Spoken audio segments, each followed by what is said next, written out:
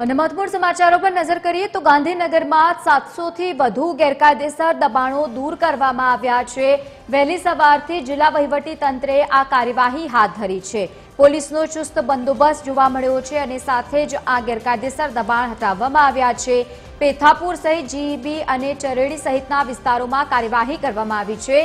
સરકારી જમીન પર ગેરકાયદેસર દબાણો દૂર કરવામાં આવ્યા છે। એક્સક્લુઝિવ દ્રશ્યો ટીવી 13 ગુજરાતીના માધ્યમથી અત્યારે આપ જોઈ રહ્યા છો, જ્યાં ગાંધીનગરમાં મેગા ડિમોલેશનની કામગીરી। એસોસિએટ એડિટર અરુણ શાહ વધુ માહિતી સાથે ફોન લાઈન પર જોડાયા છે। અરુણ, મોટી સંખ્યામાં ગેરકાયદેસર દબાણો દૂર કરવામાં આવી રહ્યા છે। સવારથી જ આ કાર્યવાહી ગાંધીનગરમાં ચાલી રહી છે, શું વધુ માહિતી?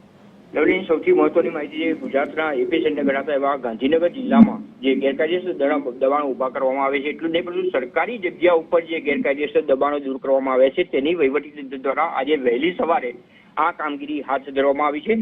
મોટો પોલીસ તંત્રનો સ્ટાફ પણ સાથે રાખવામાં આવ્યો છે। સૌથી મહત્વપૂર્ણ માહિતી છે તે મુજબ પ્રાપ્ત થયેલી વિગત મુજબ જીઈબી છે, પેથાપુર છે તેમજ ચરેડી વિસ્તારના જે ગેરકાયદેસર દબાણો અને ખાસ કરીને સરકારી જમીન ઉપર જે ગેરકાયદેસર દબાણો ઉભા કરવામાં આવ્યા છે તેવા 700 જેટલા દબાણો અત્યારે દૂર કરવાની કાર્યવાહી ચાલી રહી છે। એટલે સૌથી મહત્વપૂર્ણ છે કે એક રીતે ગાંધીનગરમાં જે ગેરકાયદેસર દબાણો ઉભા કરવામાં આવે તેના માટે મોટી કામગીરી તંત્ર દ્વારા હાથ ધરવામાં આવી છે।